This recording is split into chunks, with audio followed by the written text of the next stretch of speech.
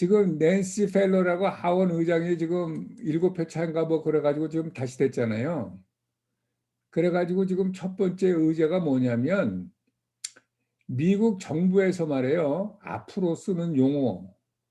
거기에서 뭐를 없애냐면 여자, 남자를 구별하는 단어를 없애기로 했어요. 그게 무슨 얘기냐? 예를 들어서 엄마, 아빠라는 얘기를 쓰면 안 돼. 여자, 남자가 구별되잖아요. 엄마, 아빠가. 딸, 아들이 또 쓰면 안 돼. 왜냐면 딸, 아들이면 딸은 여자고 아들은 남자네요. 그러면 어떻게 쓰란 말이냐? 그러니까 엄마, 아빠를 쓰는 대신 부모라고 쓰고 딸, 아들이라고 쓰는 대신 자녀라고 쓰라 이거야. 그래가지고 지금 전부 미국의 공문서, 정부에 있는 공문서 중에서 지금 남자, 여자를 칭할 수 있는 그 문구를 다 없애라는 거예요.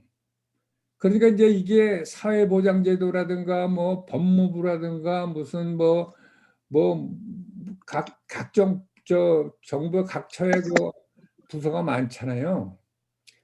거기에 있는 공문서에 전부 그거를 들여다보고 남자 여자가 구분될 수 있는 말은 다 빼버리라는 거예요. 벌써 그게 얘기가 돼가지고 벌써 그 작업을 시작을 했어요.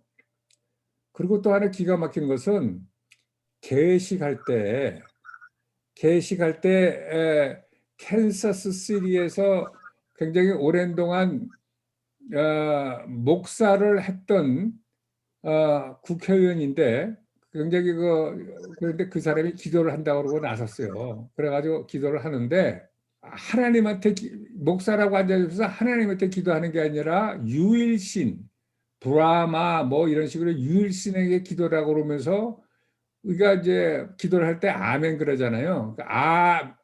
아멘의 맨이다 이거야. 맨 남자. 그러니까 이 친구가 아멘, 아우먼 그런 식으로 기도를 했어요. 이게 지금 미국입니다. 그러니까 하나님이 창세기에 남자, 여자를 창조하였다고 정확하게 성경은 써 있는데 지금 미국은 남자, 여자를 없애라는 얘기예요. 우리야 무슨 남자, 여자 없애면 뭐 없앤다고 뭐 우리가 모르겠어요. 그런데 이제 지금 자라나는 애들이 있잖아요. 어린 애들, 어떤 애들. 얘네들은 자라면서 남자, 여자를 표기하는 문자를 못 보는 거야. 그러니까 걔네들한테는 남자, 여자가 생소한 거야.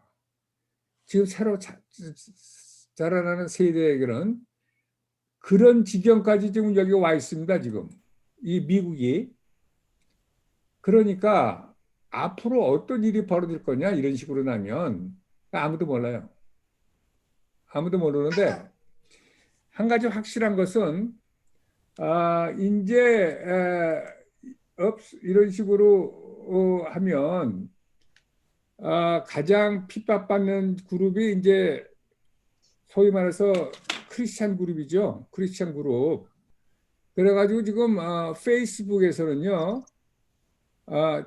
페이스북에서는 이미 어떤 일이 벌어졌냐면 사내에서 아니면 그 페이스북 플랫폼에서 자기의 faith, 그러니까 자기의 종교를 밝히거나 자기의 종교를 전도하지 못하게 지금 이미 산에 그게 나왔어요. 그래가지고 그걸 하게 되면 fire야. Don't come back to work. 그러니까 이게 무슨 얘기냐? 미국이 무슨 민주주의라서 표현의 자유가 있다고 얘기를 하고 우리는 배워왔는데 그거는 실질적으로 헌법에 있을지 모르지만 실질적으로 세상에서는 표현의 자유가 없는 거예요. 그런 표현을 하면 자기한테 부당한 피해가 오니까 할 수가 없지. 지금 그런 일이 공공연하게 지금 벌어지고 있어요. 지금 바이든이 실질적으로 대통령이 돼가지고 대통령 행사를 하기도 전에 지금 벌써 이런 일들이 벌어지고 있다고. 그래서 제가 보기에는요, 지금 앞으로 이제 하원, 상원, 백악관이 다 하나님을 인정 안 하는 사람들이 장악하기 때문에 지금 벌써 그런 식으로 일이 나오는 정도의 앞으로 어떤 일이 나오고 앞으로 내가 보기에는 이 사람들한테는 가장 이블한 사람, 가장 없애야 되는 사람들은 누구냐? 소위 말해서 예수만이 구원자라고 얘기하는 사람들이에요. 이 사람들이 골치 아픈 사람들이야. 그게 지난번에 몇 번씩 얘기했지만 hate speech. 그러니까 우리가 믿는 예수만 진리다, 구원이 있다 그러면 네가 믿는 종교는 구원이 없다는 얘기로 상대방이 되기 때문에 그게 hate speech 범죄에 들어가거든요. 그러면 그거는 어떤 가차없이 이 뭐라 그럴까 이 없애야 되는 그 그룹이라고요. 그게 그러니까 이게 그렇게 얘기를 안 하든가 그렇게 얘기하려면은 저 자기한테 가해지는 그거를 받아야 되는 세상이 지금 앞으로 올 거다고 얘기한 게 아니라 지금 벌써 와 있는 거예요. 그리고 지금 코로나 바이러스 때문에 지금 로컬 정부라든가 이런 스테이트라든가 이런 데서 지금 시장이라니까 지금 굉장히 사람들이 건강을 위해서는 무엇이든지 다 내놓는 거나 하는 거에 지금 아주 익숙해져 있어요. 그래서 이걸 그 사람들이 절대 내놓지는 않습니다. 그래가지고 이걸 사용해가지고 어디서 무엇 하는지 이게 다 모든 것이 이제 건강을 위해서 사회를 위해서 하는 거죠. 그런 식으로 이제 들어오기 시작을 하면서 각 개인의 내가 보기에는 자유라든가 각 개인의 사생활이라든가 이런 거를 너끈하게 지금도 벌써 그렇게 되고 있는데 너끈하게 하면서 그런 식으로 이제 들어올 거예요. 그러면 모르겠어요. 제가 보기에는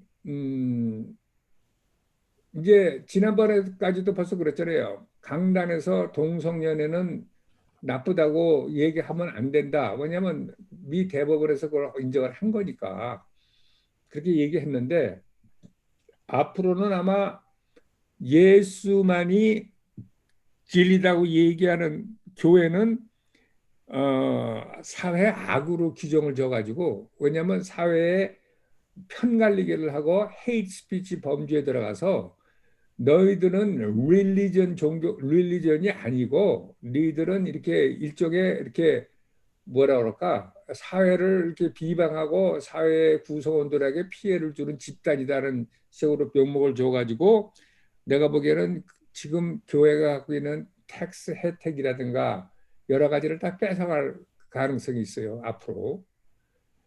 그렇게 되면 이제 우리 교회 같은 경우는 지금 프로퍼티 텍스 교회가 크니까 지금 교회가 지금 예를 들어서 뭐 시가가 뭐 3천만 불이다 4천만 불이다 하게 되면요 프로퍼티 텍스를 우리 교회들끼리 안 내거든요. 누구세요?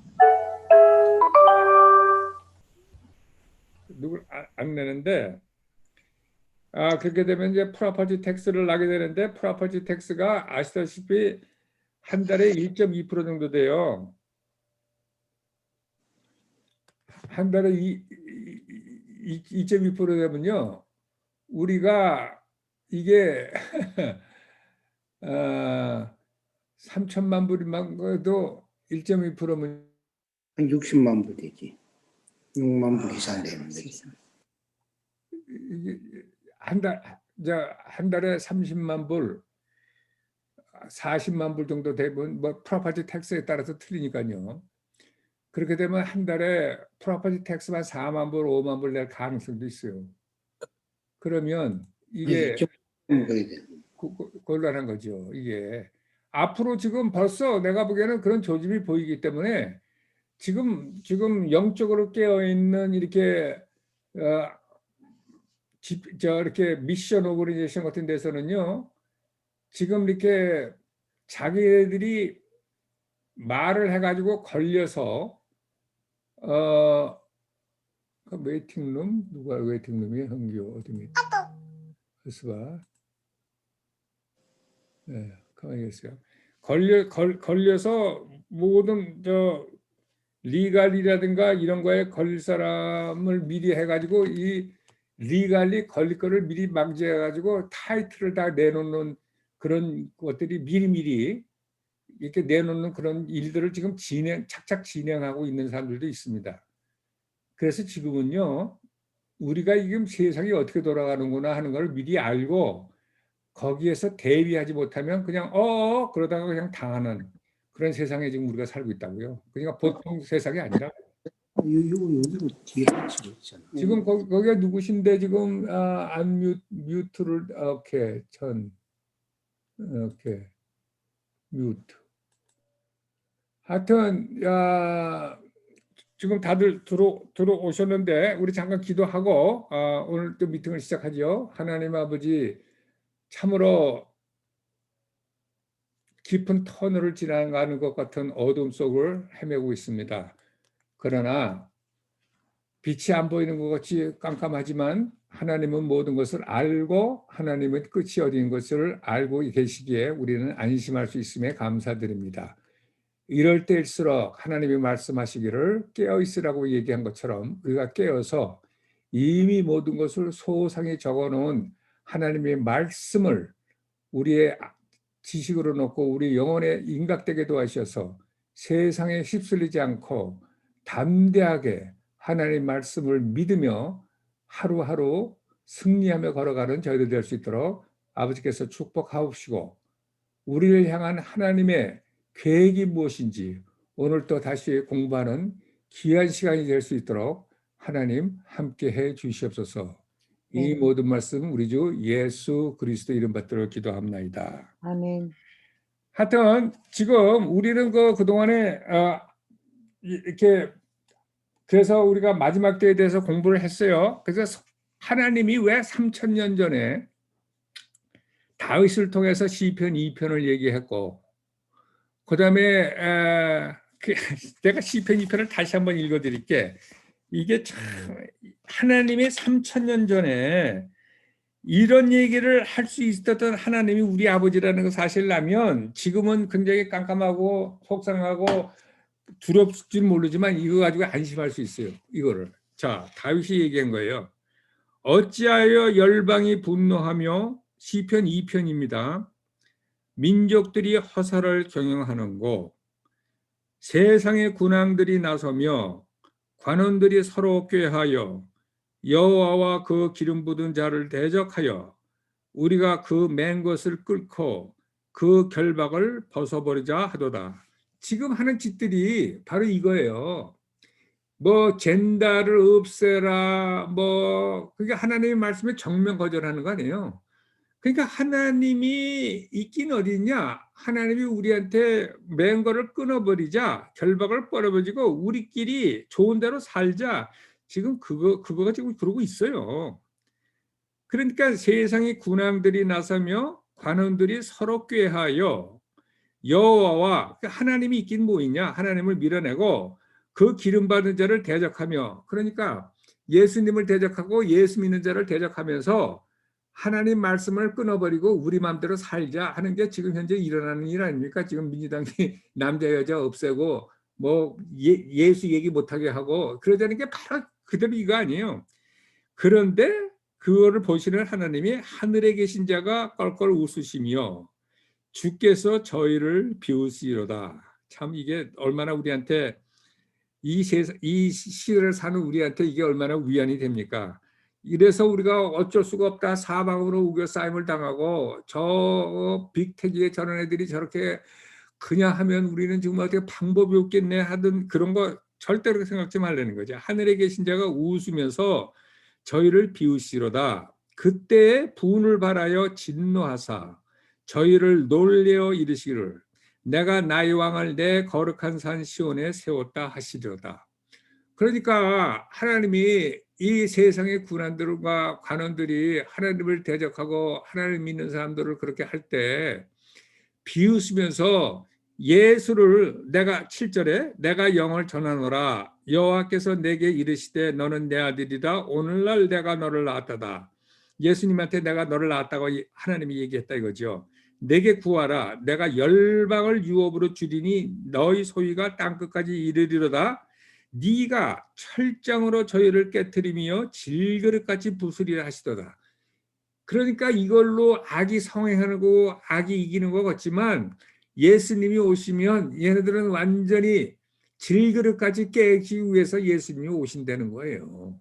우리는 그날을 기대하면서 마라나타 하고 사는 우리가 아닙니까? 이거를요, 지금 민주당 애들이 그런다고 해가지고 어제 오늘 얘기한 게 아니라 3,000년 전에 BC 1000년대에 살았던 다윗이 하나님이 주신 말씀을 엎은 게 지금을 얘기하는 거예요. 지금을. 그러니 얼마나 성경이 기가 막힌 말씀이니까. 우리는 그래서 성경 말씀 때문에 우리가 살 수 있는 거예요. 힘을 갖고. 아무쪼록 여기서 힘을 얻으시고 아무리 세상이 우리를 괴롭히고 우리를 이기는 것 같지만 하나님은 모든 것을 다 아시고 미리 모든 것을 다 준비하시고 어떤 일을 하시겠다고 우리한테 다 알려주시면서 아무리 적그리스도가 와가지고 666으로 우리를 힘들게 어렵게 하지만 그거 그러시잖아요. 야, 3년 반이야, 3년 반. 3년 반만 참으면 끝이다.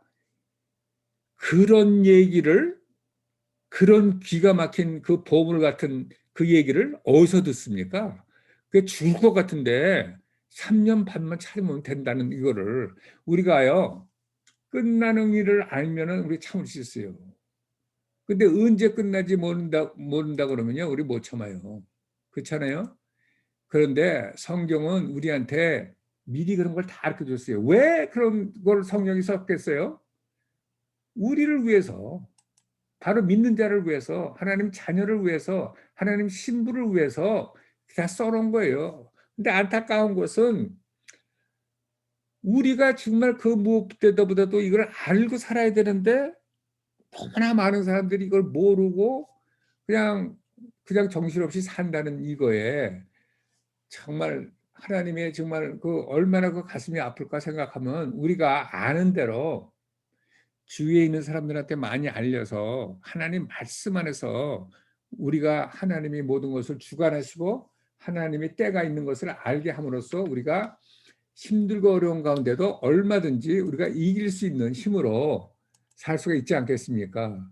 하여튼 이거는요, 우리를 죽고 살리는 일이에요. 우리는 죽일수록 살리는 일이죠. 우리를 위해서 쓴 거예요, 이거. 그렇지 않겠어요? 이건 성경 공부가 아니야. 이거는 우리를 살리는 말이고 우리한테 매일매일 희망을 주는 말인데 지금을 사는 우리한테 마지막 때의 마지막을 사는 우리한테 더더군다나 다른 사람들은 몰라도요. 우리는 이거를 꼭 알아야 돼요. 우리를 위해서 쓴 거기 때문에. 그렇지 않아요? 하여튼 여러분들 용기 가지시고 하나님은 다 이런 걸 아시고 우리를 위해서 썼다는 사실 속에서 부지런히 우리가 더 깊이 마지막 때를 공부하면서 하나님이 우리를 위해서 앞으로 어떤 세상이 온다는 걸 어떤 식으로 얘기했는지 그래서 우리 것을 만들어서 뭐 어쩌고 저쩌고 상관할 거 없어요. 우리는 벌써 이미 정해져 있는 하나님의 경륜 안에서 너끈히 이기면서 사는 세상을 살 수 있게끔 하나님이 허락하시고 그 길을 알려 주셨으니까 우리가 그거를 해야 됩니다. 그렇죠? 예. 자, 오늘 우리가 그동안에 지금 지난번에 우리가 여러 가지 얘기를 한 것 중에서 굉장히 클릭이 좀 많이 돼 가지고 사람들이 감동을 많이 받아 가지고 제가 녹음도 하면서 여러분들한테 다시 한번 이렇게 보여드리기 위해서 잠깐 슬쩍 리뷰를 좀 하면서 제가 지나가겠습니다. 자, 쉐어 스크린을 좀 할게요. 쉐어 스크린. 오케이. 자, 우리가 지난번에 우리가 뭘 공부했냐면요. 우리가 시내산부터 자ion까지 우리가 하나님의 역사 경륜을 공부를 했어요. 자, 그래서 제가 그동안에 성경을 우리가 여러 가지로 해석할 수가 있겠죠. 성경은 하나님 말씀에 이 세상을 전부 커버하는 거기 때문에 우리가 어떤 말을 해도 그 성경에 있는 얘기이기 때문에요. 꼭 이런 식으로만 얘기할 수는 없는 거지만 그래도 성경을 창세기부터 요한계시록까지 한 띠임으로 관통하는 하나님의 엄청난 비밀을 얘기하라 그러면 그것이 뭐냐? 인간 역사는 한 결혼식을 위해서 가는 거다. 한 결혼식의 시점, 종착점을 향해서 가는 게 인간 역사다. 하나님이 인간의 역사의 부침을 통해서 어떤 일을 하기를 원하시느냐? 요한계시록 19장 7절에 있는 신부가 준비된 그 결혼식, 그 결혼식은 누구예요? 그분이 아들과 교회가 결혼하는 그 결혼식을 향해서 가는 것이 인간 역사라고 제가 말씀을 드렸습니다. 그래가지고 사실은 창세기 2장 24절에 남자가 여자를 떠나서, 남자가 부모를 떠나서 여자와 한 몸이 된다고 얘기를 했는데, 계시록 22장 11절에는 우리가 그전에 공부했죠. 성령과 신부가 오라 하시는도다 할 때 성령, 예수님이 마라나타 하신다고, 오신다고. 그러니까 창세기부터 요한계시록까지는 하여튼 신랑 신부 얘기라는 얘기가 증명이 되는 거예요. 그래서 인간 역사가 뭐 좋든 나쁘든 우여곡절을 겪든 모든 그 안에 종착역은 어디냐? 예수님과 우리의 결혼식을 위해서 하나님이 모든 것을 오케스트레이팅 하는 것이 인간 역사라고 얘기를 했어요. 자, 그것을 우리가 출애굽기서부터 찾아볼 수가 있는데요.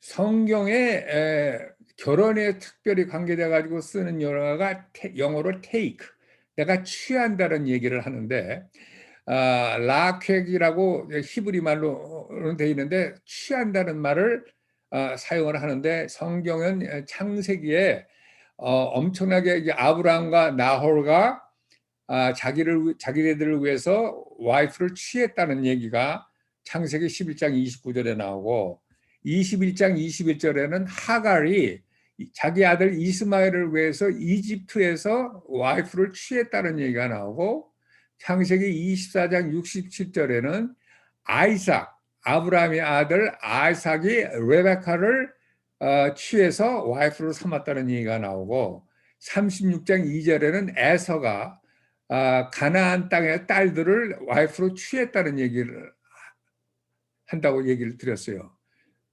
그런데 재미있는 것은 창세기 5장 24절은 에녹은 죽음을 보지 않고 하늘에 올라간 사람 아니에요? 그때 하나님이 에녹을 또 취했다고 그래요. 그러니까 신부를 취했다고 그렇게 봐도 돼요. 자, 근데 출애굽기 6장 7절에는 뭐라고 그러냐?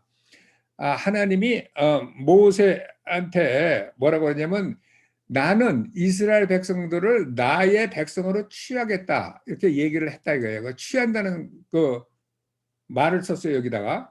그래가지고 이 취한다는 말의 속성을 보면 창세기 6장 7절에 하나님이 모세에게 이스라엘 백성에게 내가 장가들겠다는 뜻으로 얘기를 했다는 이런 얘기죠. 자, 그래가지고 창세기는 뭐를 가지고 얘기를 하는 거냐? 창세기 3장 15절에 그 원색적인 구원의 얘기가 있어요. 여인의 후손이 뱀의 머리를 밟는다는 얘기가 있잖아요. 창세기 3장 15절이 완전히 가장 처음에 나오는 구원의 스토리인데요. 창세기 3장 15절을 한번 읽어봅시다.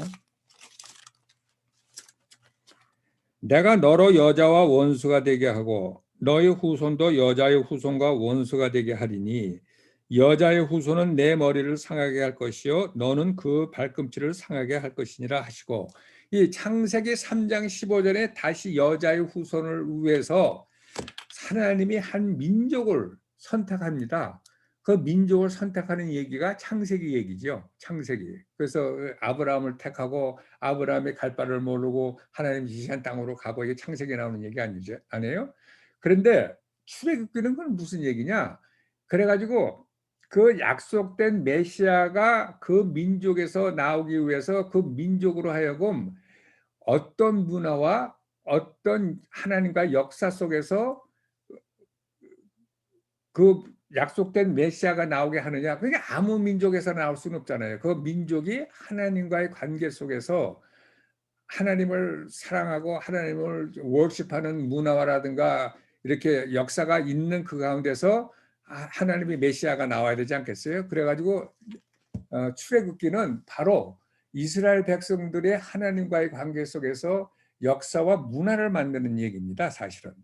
그래가지고 창세기와 출애굽기가 이렇게 구분되면, 자, 우리가 얘기했어요. 하나님이 이스라엘 백성을 모세한테 내가 나의 백성으로 취한다고 함으로써 모세에게 내가 이스라엘 백성들한테 장가가겠다고 얘기를 했다고 하는데, 장가를 가려면요 이스라엘 사람들이 하나님이 누구라는 걸 알아야 되고, 하나님의 성품을 알아야 되고, 하나님이 무슨 능력을 가진 사람인지를 알아야 이스라엘 백성들이 마음을 주고 그 시집을 갈 거 아닙니까?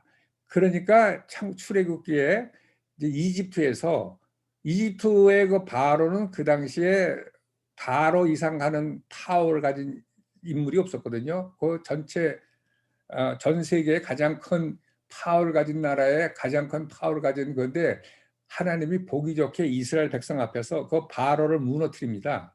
그럼으로써 하나님이 어떤 하나님인가를 이스라엘 백성한테 보여주지요. 그리고 이집트의 10가지 재앙을 퍼부으면서 하나님이 파워를 보여줌으로써 이스라엘 사람들이 저런 하나님이면 내가 모든 것을 맡기고 그 안에서 안주할 수 있겠구나 하는 그런 생각을 할 수 있도록 하나님이 뭐라 그럴까, 좀 이런 얘기는 좀 하지만 그렇게 보여줬다 그럴까, 하나님이 이스라엘 백성한테 보여줌으로써 이스라엘 백성들이 하나님한테 마음을 뺏기게 하는 그런 얘기로도 우리가 볼 수가 있습니다. 결혼 얘기를 하다 보니까. 그래가지고 우리가 여러분들 아시다시피 출애굽기 34장 6절 7절은 하나님이 나는 어떤 하나님이라고 또 소개하는 장면이 있습니다. 나는 여자가 시집을 가려면 그 남편이 어떤 성격을 갖고 어떤 사람인지 알아야 여자가 시집을 갈 거 아니겠어요, 쉽게 얘기해서. 그러니까 창세기 34장 6절 창세기 된다. 출애굽기 34장 6절 7절은 이제 모세가 하나님한테 이제 영광을 보여달라고 그러잖아요. 출애굽기 33장 18절에 보면 모세가 가로되 원컨대 주의 영광을 내게 보이소서 그랬더니 34장 6절 7절에 이렇게 얘기해요. 여호와께서 그의 앞으로 지나가시며 반포하시되 여호와로다 자비롭고 은혜롭고 노하기를 더디하고 인자와 진실이 많은 하나님이로다. 인자를 천대까지 베풀며 악과 과실과 죄를 용서하나 형벌받을 자는 결단코 면제하지 않고 아비의 악을 자여선 3, 4대까지 보응하리라. 나는 이런 사람이야 하고 자기의 이모션을, 자기의 성격을 이스라엘 백성한테 발표하고 보여줍니다.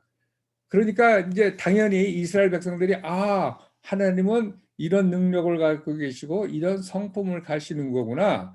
그리고 또 이스라엘 백성들이 바로에서 떠나서 왔을 때 광야에서 목이 말랐을 때 반석을 쳐가지고 생수를 주고, 먹을 것이 없을 때 메추라기도 보내서 고기를 먹이고, 또 만나를 뿌려가지고 배를 곱지 않게 하고 40년 동안 옷도 헤어지지 않게 함으로써 하나님이 엄청난 능력만 보이는 게 아니라 그 하트가 그 사람들을 먹고 사는 데까지도 모든 것을 신경 쓰는 남편이라는 것을 그래서 보여줌으로써 이스라엘 백성들이 이 세상에는 바로고 뭐고보다도 하나님이 제일이다 하는 것을 이제 인정시키고 보여주는 것이 이제 엑소더스까지 나오는데, 그래가지고 그 사건을 통해서 그 기간을 통해서 결국은 하나님이 이스라엘 백성을 마운틴 시내 산까지 데리고 오지요. 그래서 시내 산에서 출애굽기 19장 5절 6절을 통해서 결국은 이제 프로포즈를 하는 겁니다. 하나님이 이스라엘 백성에게 너 그걸 봤지? 나는 이런 사람이고 이런 능력을 갖고 이런 사람인데, 그러면서 창세기 출애굽기 19장 5절 6절에 이런 식으로 하면서 프로포즈를 합니다. 자, 세계가 다 내게 속하였나니 너희가 내 말을 잘 듣고 내 언약을 지키면 너희는 열국 중에서 내 소유가 되겠고 너희가 내게 대하여 제사장 나라가 되어 거룩한 백성이 되리라. 너는 이 말을 이스라엘 자손에게 고할지라. 이런 말로 하나님이 이스라엘 백성에게 프로포즈를 합니다. 그랬더니 이스라엘 백성들이 뭐라고 그래요? 예스라고 그래요. 그러면서 시내산에서 이제 하나님이 이제 두 돌판에다 십계명을 써주잖아요. 그 십계명을 받는 그거를 이스라엘 백성들은 하나님과 결혼했다고 그때부터 생각을 하고 있고 알고 있습니다. 그래가지고 그거를 살펴보면 이스라엘 백성들이 지금도 그들이 결혼식 관습에 보면 여러 가지 굉장히 중요한 요소들이 있는데요.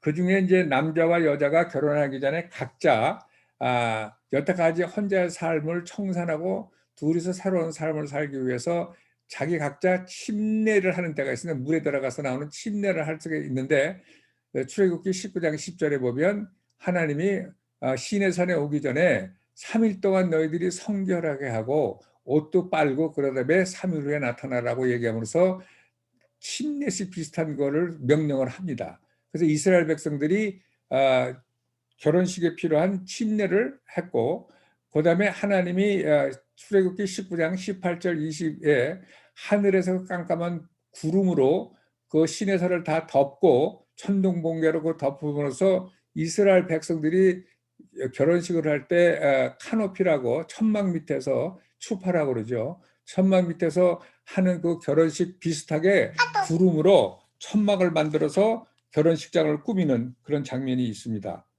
자, 그다음에 신랑이 또 나타나야 되죠. 근데 창세기 19장 11절은 결국은 하나님이 산에서 트럼펫 소리와 천둥과 번개 소리와 함께 하나님이 등장을 하십니다. 그다음에 출애굽기 19장 7절 17절에 10계명을 줌으로써 하나님이 marriage contract, 케투바라는 거를 하죠. 10계명을 주면서 이거를 서로 계약을 하는 걸로 하면서 주죠. 그다음에 이스라엘 백성들이 이제 결혼식을 하면 웨딩 피스트가 있잖아요. 우리도 이제 선원들이 모이면 웨딩 피스트. 그게 출애굽기 24장 9절부터 11절에 보면 시내산에서 10계명을 받은 이스라엘 백성 중에서 대표로 장로 70명이 사파이어 플로어에 가가지고 하나님과 드링크와 먹는 장면이 나옵니다. 그게 이제 웨딩 피스트고요. 그다음에 하나님이 손가락으로 10계명을 쓴 것이 이제 메리지 서티피케이트죠. 그래가지고 모세가 두 돌판을 가지고 내려오는데 거기 메리지 서티피케이트고, 그다음에 이제 결혼식에는 웨딩링이 꼭 필요하죠. 웨딩링 안에 뭐냐면 출애굽기 31장 17절에 뭐라고 해요? This is a sign between me and Israel. 그러니까 웨딩링은 뭐예요? 서로 남편과 아내가 사인이에요. 서로 이렇게 했다는 걸 링이 시그니처 사인인데, 그래서 그것이 웨딩링이 뭐냐, 무슨 사인이냐? 출애굽기 31장 17절에 보면 사바스.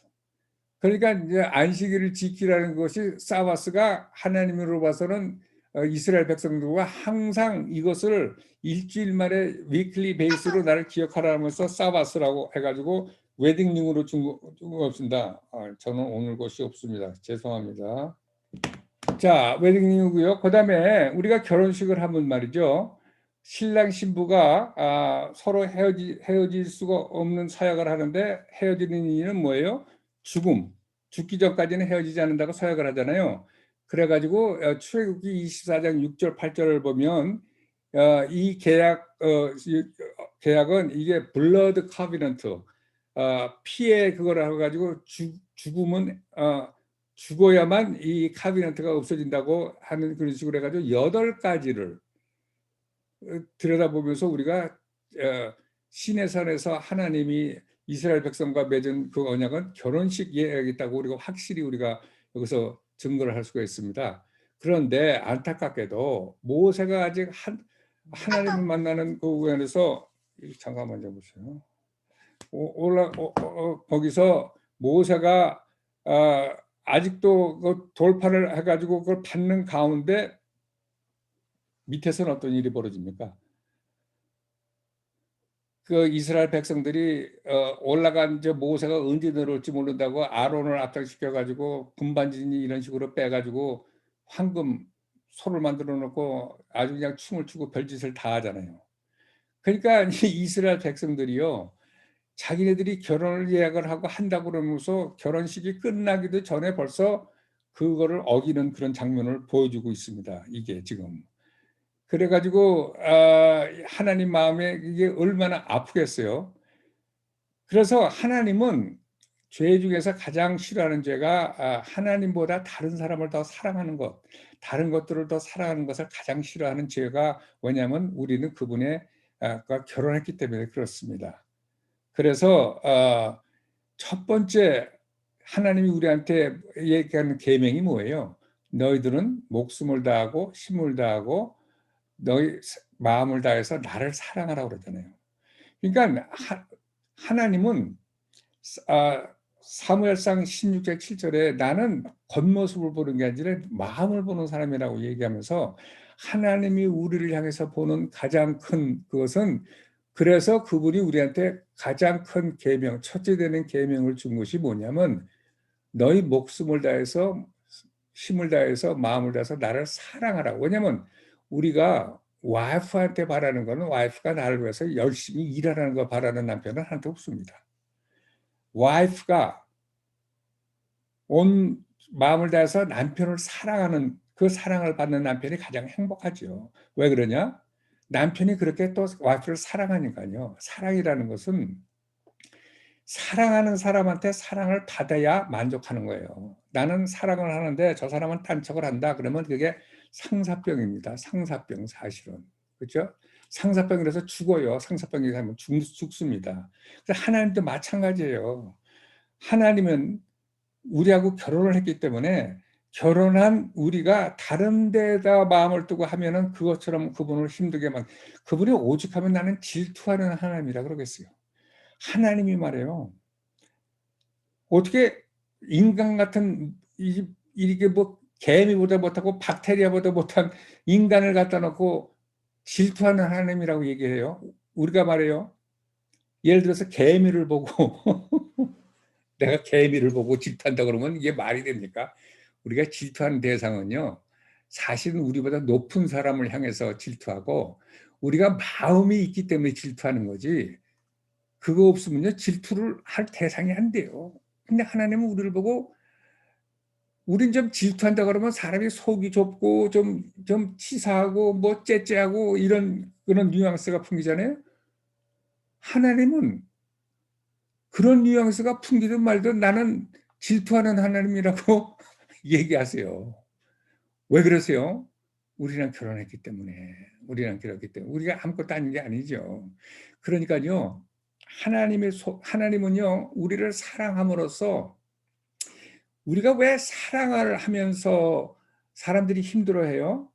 우리가 사랑을 하면 상처를 받기 때문에 그래요. 그래서 나는 무슨 누구를 사랑했다가 한번 실현을 한 사람은 누구를 다시 사랑하고 싶어 하지 않지요. 왜냐하면 너무 그 고통이 심하니까. 그래서 우리가 누구를 사랑한다 그러면요. 거기에 대한 대가가 참 대단합니다. 근데 하나님은 우리를 사랑하기 때문에 그 대가를 치를 각오를 하면서 우리를 사랑하시는 분이에요. 그래서요. 성경은 무슨 얘기냐? 하나님이 그토록 사랑해서 우리하고 결혼식을 했는데 결혼식도 끝나기 전에 딴척하는 우리를 보고 굉장히 힘들어 하시는 하나님이 이스라엘 백성들이 맨날 하나님을 떼놓고 밖에 나가서 딴짓하잖아요. 그러니까 돌아와라. 나를 잊지 말아라. 그러면서 계속 이스라엘 백성들한테 호소하는 얘기가 성경 얘기입니다. 사실은 그게. 그러니까 바람난 와이프를 통해서 하나님은요. 자기가 결혼 서약을 했는데 자기가 우리 인간들은 지 맘대로 가서 파약을 하고 딴짓을 하지만 하나님은 신실하신 분이라 그럴 수가 없어요. 그러니까 그분은 그냥 도망가고 딴 데 하는 그 와이프를 찾아서 나서서 어떤 때는 그것을 고치기 위해서 뭐라 그럴까 이 포로로 끌려가기까지도 하세요. 그러니까요 우리가 이 하나님의 마음을 모르면요 하나님은 이렇게 판단하시고 재판하시고 벌 주시는 하나님밖에 안 나와. 그래서 이스라엘 백성도 70년 동안 종살이를 하겠어. 그러니까 하나님 말 잘 들어야지.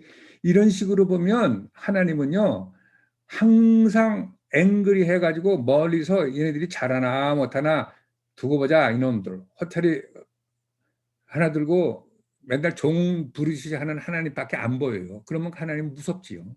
하나님 그 앞에 갈 사람이 누가 있어요. 그런데 그 하나님이 딴짓하는 와이프를 고쳐보려고 근데 고쳐지지가 않으니까 완전히 다른 시리아라든가 다른 사람에서 쳐들어서 때리게 만들고 근데 하나님보다 더 때리게 만들니까 나중에 니들 왜 내 마누라 그렇게 때렸어? 그리고 걔들 장난치고 그다음에 그냥 쑥 써가지고 바벨론 같은 데 70년을 종살이 하게 하는 그 하나님의 심정을 모르면 우리는 이해를 못하죠. 하나님 심정을. 그래서 제가 지난번에 그랬어요. 하나님 말씀이라고 말씀 그러는데 말씀보다 더 중요한 것은 그 말씀 뒤에 있는 하나님의 성품과 이모션과 감정, 우리를 향한 하나님의 이모션을 모르면 그 말씀은 딴 방향으로 간다고 그랬어요. 자, 우리가 하나님이 딴짓하는 와이프를 돌려보기 싶어서 통곡하는 장면이 지금 어디 있는지 아세요? 우선 말해요. 호세아 2장 2절부터 20절까지 한번 읽어보면서 여태까지 호세아 2장 20절을 읽어본 이거 기분과 지금 이 하나님의 심정을 딴짓하는 와이프를 어떻게든지 돌려보려고 하는 하나님의 심정을 생각하면서 호세아 2장 20절을 읽어보면 아주 완전히 다른 하나님이 나타날 겁니다. 거기 최 집사님, 최윤호 집사님 거기 나와요? 예, 예, 자, 장로님. 그러면 호세아 2장 2절부터 이거는 하나님의 완전히 통곡하는 목소리를 들어야 되니까 좀 미안하지만 좀 길더라도 뭐 2장 2절부터 20절까지 한번 읽으면서 하나님의 통곡하는 이 음성을 한번 들어봅시다. 호세아 2장 2절부터 20절까지. 예, 호세아 2장 2절 읽겠습니다. 예. 너의 어머니와 논쟁하라. 그는 내 아내가 아니요 나는 그의 남편이 아니라 그가 그의 얼굴에서 음란을 제하게 하고 그 유방 사이에서 음행을 제하게 하라. 그렇지 아니하면 내가 그를 벌거벗겨서 그 나던 날과 같게 할 것이요 그로 광야같이 되게 하며 마른 땅같이 되게 하여 목말라 죽게 할 것이며 내가 그의 자녀를 궁휼히 여기지 아니하리니 이는 그들이 음란한 자식들임이라. 그들의 어머니는 음행하였고 그들을 임신했던 자는 부끄러운 일을 행하였나니 이는 그가 이르기를 나는 나를 사랑하는 자들을 따르니니 그들이 내 떡과 내 물과 내 양털과 내 삶과 내 기름과 내 술들을 내게 준다 하였음이라. 그러므로 내가 가시로 그 길을 막으며 담을 쌓아 그로 그 길을 찾지 못하게 하리니 그가 사랑하는 자를 따라갈지라도 미치지 못하며 그들을 찾을지라도 만나지 못할 것이라. 그제야 그가 이르기를 내가 본 남편에게로 돌아가리니 그때의 내 형편이 지금보다 나았음이라 하리라. 곡식과 새 포도주와 기름은 내가 그에게 준 것이요 그들이 바알을 위하여 쓴 은과 금도 내가 그에게 더하여 준 것이오늘 그가 알지 못하도다. 그러므로 내가 내 곡식을 그것이 익을 계절에 도로 찾으며 내가 내 새 포도주를 그것이 맛들 시기에 도로 찾으며 또 그들의 벌거벗은 몸을 가릴 내 양털과 내 삶을 빼앗으시라. 이제 내가 그 수치를 그 사랑하는 자의 눈앞에 드러내리니 그를 내 손에서 건져낼 사람이 없으리라. 내가 그의 모든 희락과 절기와 월삭과 안식일과 모든 명절을 패하겠고 그가 전에 이르기를 이것은 나의 사랑하는 자들이 내게 준 값이라 하던 그 포도나무와 무화과 나무를 거칠게 하여 수풀이 되게 하며 들짐승에게 먹게 하리라. 그가 귀고리와 패물로 장식하고 그가 사랑하는 자를 따라가서 나를 잊어버리고 향을 살라 바알들을 섬긴 시일대로 내가 그에게 벌을 주리라. 여호와의 말씀이니라. 그러므로 보라 내가 그를 타일러 거친 들로 데리고 가서 말로 위로하고 거기서 비로소 그의 포도원을 그에게 주고 아골골짜기로 소망의 문을 삼아주리니 그가 거기서 응대하기를 어렸을 때와 애굽 땅에서 올라오던 날과 같이 하리라. 여호와께서 이르시되 그날에 내가 나를 내 남편이라 일컫고 다시는 내 바알이라 일컫지 아니하리라. 내가 바알들의 이름을 그 입에서 제거하여 다시는 그의 이름을 기억하여 부르는 일이 없게 하리라. 그날에는 내가 그들을 위하여 들짐승과 공중의 새와 땅의 곤충과 더불어 언약을 맺으며 또 이 땅에서 활과 칼을 꺾어 전쟁을 없이 하고 그들로 평안히 눕게 하리라. 내가 내게 장가들어 영원히 살되 공의와 정의와 은총과 긍휼이 여김으로 내게 장가들며 진실함으로 내게 장가들리니 내가 여호와를 알리라. 자, 여러분들 어떻습니까? 이게 지금 하나님이 얘기하시는 것이요. 곡식과 새 포도주와 기름을 내가 저한테 줬더니 그걸 가지고 가가지고 바알을 위해서 썼고 은과 금도 내가 저한테 줬는데 그것을 알지 못한다고 그러잖아요. 그리고 그가 제물로 장식하고 그 연애하는 자를 따라가서 나를 잊어버리고 향을 살라 바알을 섬긴 시를 따라 내가 저에게 벌을 주리라. 그러니까 이게 벌을 주는 하나님이 아니라 너는 나를 배반하고 내가 준 거 다 바래가지고 그러는데 네가 그거 섬기는 동안에 내가 너를 벌을 안 줄 수가 없어. 벌을 주는 이유가 뭐야? 나한테 돌아오라고. 깨달으라고. 그 밑에 있잖아요.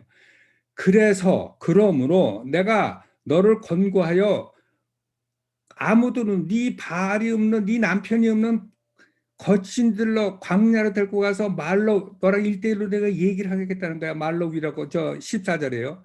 거기서 네가 그동안 갖고 싶었던 포도를 너한테 주고 그 악을 골짜기로 그러니까 나 힘든 그 골짜기에 하지만 그걸 가지고 소망의 문을 삼아서 거기서 네가 옛날에 애굽에서 올라가지고 나를 사랑하면서 노래 부르던 그 젊은 처녀 같은 노래를 부르게 하겠다. 그때 네가 나를 내 남편이라 다시 일컬을 거다. 이게 지금 하나님의 이게요. 이게 다 성경에 나오는 얘기가 구구절절 딴짓하고 딴 데로 마음 주고 하나님 주고 가지고 갖다가 쓰고 이런 와이프를 되돌리기 위해서 얼르고 구슬리고 다시 부탁하고 다시 하는 이 하나님의 얘기를 쓴 게 성경이에요. 여기 보세요. 내 떡과 내 물과 내 양털과 내 삶과 5절이야. 내 삶과 내 기름과 내 술들을 가지고 다 딴짓했다는 얘기. 하나님이 안 준 게 뭐 있어? 그때 이스라엘 백성들이 바알에 가서 숨기고 그러니까 하나님이 거친 들고 데리고 가서 내가 너를 가지고 내가 결국은 뭐라 그래요? 내가 너한테 장가든다 그러잖아. 그 진실함으로 내가 너한테 장가들린 네가 여호와를 알리라. 그러니까 하나님은 이 여인을 잊을 수가 없어. 우리 같으면 저런 거 같은 거는 배운 낭독하고 알지도 못하는 게 없애버려라. 저가 딴데 찾아오. 하나님은 그럴 수가 없어. 신실하신 분이니까 어떻게 해서든지 쫓아가가지고 얼르고 달리면서 되돌리는 하나님의 심정을 여러분들 이거 읽을 수 있어요. 한번 에스겔 16장을 한번 보세요. 에스겔 16절 2절부터 34절은 이것도 더합니다. 이게 성경이요. 이런 식으로 보면 이런 하나님의 통곡하는 심정으로 보면요. 와, 어떻게 이럴 수가 있을까? 그러니까 하나님이 벌 주는 게 그분이 벌 주고 싶어서 벌 주는 게 아니라 오죽하면 이런 식으로까지 가지고 달래가지고 이걸 돌려볼까 하시는 하나님이 나타나는 거죠. 우리 이민희 집사님 거기 계시죠? 이민희 집사님. 예, 있습니다.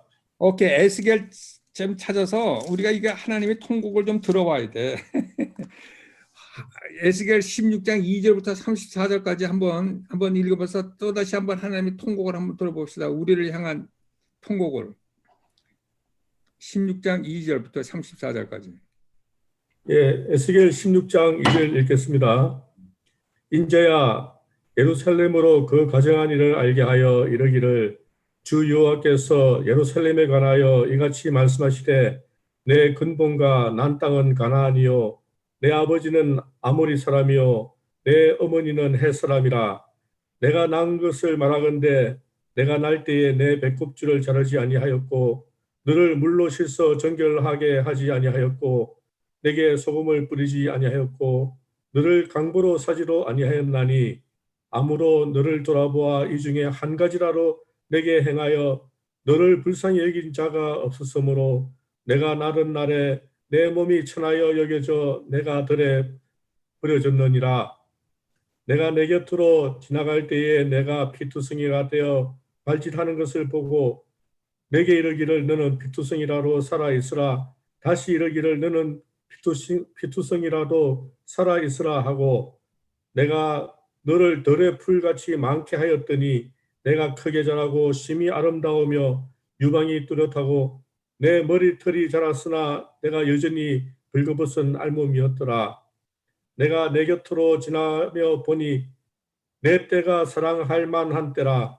내 옷으로 너를 덮어 벌거벗은 것을 가리고 내게 맹세하고 언약하여 너를 내게 속하게 하였느니라. 나 주 여호와의 말이니라. 내가 물로 내 피를 씻어 없애고 내게 기름을 바르고 수놓은 옷을 입고 물돼지 가죽신을 신고 가는 배로 두르고 모시로 덧입히고 폐물로 채우고 팔고리를 손목에 끼우고 목걸이를 목에 걸고 코고리를 코에 달고 귀고리를 귀에 달고 화려한 왕관을 머리에 씌웠나니 이와 같이 내가 금 은으로 장식하고 가는 배와 모시와 수놓은 것을 입으며 또 고운 밀가루와 꿀과 기름을 먹음으로 극히 곱고 형통하여 왕후의 지위에 올랐느니라. 내 화려함으로 말미암아 내 명성이 이방 중에 퍼졌음은 내가 내게 입힌 영화로 내 화려함이 온전함이라. 나 주 여호와의 말이니라. 그러나 내가 내 화려함을 믿고 내 명성을 가지고 행함하여 지나가는 모든 자와 더불어 음란을 많이 행함으로 내 몸이 그들의 것이 되도다. 내가 내 의복을 가지고 너를 위하여 각색으로 산당을 꾸미고 거기에서 행음하였나니 이런 전무후무하니라. 내가 준 금, 은, 장식품으로 너를 위하여 남자 우상을 만들어 행음하며 또 내 수놓은 옷을 그 우상 위에 입히고 나의 기름과 향을 그 앞에 베풀며 또 내가 내게 주어 먹게 한 내 음식물 곧 고운 밀가루와 기름과 꿀을 내가 내 앞에 베풀어 향기를 삼았나니 과연 그렇게 하였느니라. 주 여호와의 말씀이니라. 또 내가 나를 위하여 낳은 내 자녀를 그들에게 데리고 가서 드려 제물로 삼아 불살라느니라. 내가 내 음행을 작은 일로 여겨서 나의 자녀들을 죽여 우상에게 넘겨 불 가운데로 지나가게 하였느니라.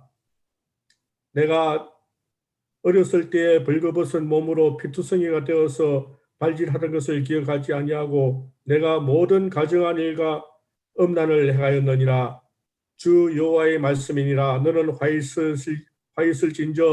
화있을진저 내가 모든 악을 행한 후에 너를 위하여 누각을 건축하고 모든 거리에 높은 데를 쌓았도다. 내가 높은 데를 모든 길 어귀에 쌓고 내 아름다움을 가증하게 하여 모든 지나가는 자에게 다리를 벌려 심히 음행하고 하체가 큰 내 이웃나라 애굽 사람들과 음행하되 심히 음란히 하여 내 진노를 샀도다. 그러므로 내가 내 손을 내 위에 펴서 내 일용할 양식을 감하고 너를 미워하는 블레셋 여자 곧 내 더러운 행실을 부끄러워하는 자에게 너를 넘겨 임의로 하게 하였거늘 내가 음력이 차지 아니하며 또 아수로 사람과 행음하고 그들과 행음하고도 아직도 부족하게 여겨 장사하는 땅 갈대아에까지 심히 행음하되 아직도 족한 줄을 알지 못하였느니라. 주 여호와의 말씀이니라. 내가 이 모든 일을 행하니 이는 방자한 음녀의 행위라. 내 마음이 어찌 그리 약한지 내가 누각을 모든 길 어귀에 건축하며 높은 데를 모든 거리에 쌓고도 값을 싫어하니 창기 같지도 아니하도다. 내 남편 대신에 다른 남자들과 내통하여 간음하는 아내로다. 사람들은 모든 창기에게 선물을 주거늘 오직 너는 내 모든 정든 자에게 선물을 주며 값을 주어서 사방에서 와서 너와 행음하게 하니 내 음란함이 다른 여인과 같지 아니함은 행음하려고 너를 따르는 자가 없음이며 또 내가 값을 받지 아니하고 도리어 값을 줌이라. 그런즉 다른 여인과 같지 아니하니라. 네. 자, 하나님이 뭐라 그러시냐면 너는 창기보다도 못하다. 창기는 돈을 받고 그 짓을 하는데 너는 오히려 돈을 주냐? 네가 핏덩어리에서 있을 때 내가 너를 가죽신을 시키고 이거 다 해가지고 이쁘게 했더니 내가 준 거 가지고 다 행음하고 돌아다니면서 이제 나를 위해서 낸 자식까지 바르다 해가지고 불을 지나가게 만들더니 이제는 하체가 큰 애굽 사람하고 가지고 음행을 하는 이 악한 너는 다른 여인과 같지 않고 넌 돈이라도 없어서 그 짓을 한다지만 너는 돈을 줘가면서도 어떻게 그런 일을 하냐? 와, 하나님은 이렇게 정난하게 절절하게 더 이상 구체적으로 될 수 없게 그분의 마음을 그냥 피같이 토해내면서 바깥에 나가서 다른 짓 하는 와이프를 그래도 믿지 못해서 이렇게 얘기하시는 하나님, 이게 다 왜 그래요? 그분은 우리랑 결혼을 한 남편이기 때문에 그래요. 그래서 그분은요, 심판하고 싶어서 심판하는 분이 아니라 바깥에 나가서 다른 짓 하는 그 여인을 데리고 오는 건 목적에 의해서 이래도 해보고 저래도 해보고 하는 하나님의 절절한 심정을 아신다면 우리는 하나님의 심판을 하시는 분이라고 얘기를 못하지요. 물론 하나님은 악을 심판합니다. 그렇지만 자기 와이프에 대한 이거는 정말 심판을 하고자 심판하는 게 아니죠. 그러니까 우리가요, 이런 일을 읽으면서 하나님이 우리를 생각하는 것과 우리가 하는 짓, 이거 이스라엘 백성만 이렇게 합니까? 다 이게 바로 우리가 아니겠어요? 그러니까 성경이 말이에요, 이런 식으로 이해가 되고 하나님이 이렇게 되면요, 우리는 하나님한테 뭐 주세요 이렇게 얘기 못해요. 그러니까 하나님이 보시는 눈으로 보게 해달라고 그러고 하나님이 느끼시는 느낌으로 느낄 수 있게 해달라고 그러고 하나님의 심정으로 갖게 해달라고 그런 기도를 할 수 있어도 하나님 이거 주세요 저거 주세요, 그거는요 우리가 지금 아가서 공부하지만 아가서 1장의 어린애들 하나님이 어떤 분이시라는 걸 몰랐을 때는 우리가 그런 얘기를 합니다. 그러나 우리가 결혼한 하나님이 다른 마음을 갖고 이렇게 집 나간 와이프를 이렇게 처절하게 통곡을 하면서 기다리는 하나님을 할 때는 그 하나님이 너무너무 죄송스럽고 그 하나님의 말씀이 너무너무 죄송스러워서 그 하나님한테 주고 싶어도 주지 못하는 하나님이 느껴지기 때문에 하나님한테 주세요 얘기할 수가 없어요. 그렇다고 해서 제가 무슨 하나님이 주시지 않아도 다 있다는 얘기는 결코 아니죠. 우리가 그래서요 성경을 읽을 때 우리가 하나님의 심정을 모르면요 이 성경은요 굉장히 드라이한 말씀입니다. 우리가 잠깐 동안 지금 호세아와 에스겔을 읽으면서 하나님의 심정을 조금 느껴봤습니다. 그런데 하나님은요 우리 같은 사람을 데리고 질투하는 하나님이라고 그러고 나는 컨슈밍 파이어라고 얘기하는 하나님이에요. 우리라면 부끄럽게 없으신 하나님이야. 하나도 필요 없으신 하나님이 우리 때문에 마음이 상하고 이렇게 통곡을 하시고 우리 때문에 그분은 벌러럽을 해가지고 상처가 있어가지고 우리가 조금이라도 그 하나님의 마음을 안다면요 우리가 그러지 말래도 뭐 이를 악물고 그런 게 아니라 그 하나님이 너무 죄송스러워서 우리가 하나님이 싫어하는 일을 자꾸만 안 하는 그런 식으로 할 수가 있겠죠. 하여튼 하나님의 말씀은 그렇습니다. 자, 우리가 호세아를 읽었어요. 호세아를 읽어가지고 호세아 저 애들 이름을 지라고 할 때도요. 너는 나의 백성이 아니라 그러고 나는 사랑하지 않는다고 지어라. 그러면서도 첫째 애들에게는 하나님이 심었다고 얘기하라고 그래요. 뭐냐면 결코 하나님은 너희는 나의 백성이 아니라고 얘기하면서 그게 진짜가 아니죠. 화가 나고 그래가지고 너는 나의 자식이 아니야. 그러니까 부모가 자식을 너무 사랑하는데 너무너무 속삭인데 나가 죽어라 이 새끼야. 이 얘기하는 거 똑같은 거예요. 나가 죽으라고 그래서 죽으라고 그러는 게 아니죠. 얼마나 속이 상하면 나가 죽으라고 그랬겠어요. 근데 그거를 우리 엄마가 나가 죽으라고 그랬다고 그렇게 얘기하면 그건 곤란한 거죠. 이게요. 에레미야, 에스겔, 이게 호세야 이런 식으로 하나님의 말씀을 절절히 얘기하고 있습니다. 우리가 뭐 시간이 이거 공부하는 때가 아니니까 그런데요. 이사야도 보면 그렇게 돼 있고요. 하여튼 이사야 54장 5절 8절에 보면 네 54장 5절 8절에 보면 여기도 내가 너의 하나님이라는 얘기가 나오죠. 내가 잠깐 동안 너를 버렸지만 내가 54장 5절 8절을 한번 보죠. 이사야. 하여튼 성경은요. 하나님의 그 깊은 뜻을 선지자를 통해서 이렇게 얘기를 하는데요. 이사야 54장 5절 8절에 5절에 이는 너를 지으신 자는 내 남편이시라 그 이름은 만군의 여호와시며 내 구속자는 이스라엘의 거룩한 자시라 온 세상의 하나님이라 칭함을 받으실 것이며 여호와께서 너를 부르시되 마치 버림을 입어 마음에 근심하는 아내 곧 소시의 아내 되었다가 버림을 입은 자에게 함같이 하실 것임이라 내 하나님의 말씀이니라 내가 잠시 너를 버렸으나 큰 궁일로 너를 모을 것이야. 하나님은 버린 적이 없어요. 버릴 수가 없지요. 그분은 언약을 했으니까 잠시 버리는 것 같지만 다시 모은다지요. 내가 넘치는 진노로 내 얼굴을 내게서 잠시 가리웠으나 영원한 자비로 너를 긍휼히 여기리라 내 구속자 여호와의 말이니라. 그렇죠. 하나님은 신실하신 분이고 하나님은 우리랑 언약을 맺으신 분이기 때문에 우리는 하나님을 버리고 딴 데를 갔어도 하나님은 도저히 버릴 수가 없습니다. 잠깐 버린 것 같지만 결국은 그것을 다시 찾기 위해서 하시는 거죠. 자, 그래서 저 이사야 62장 2절 4절은 또 뭐라고 그래요?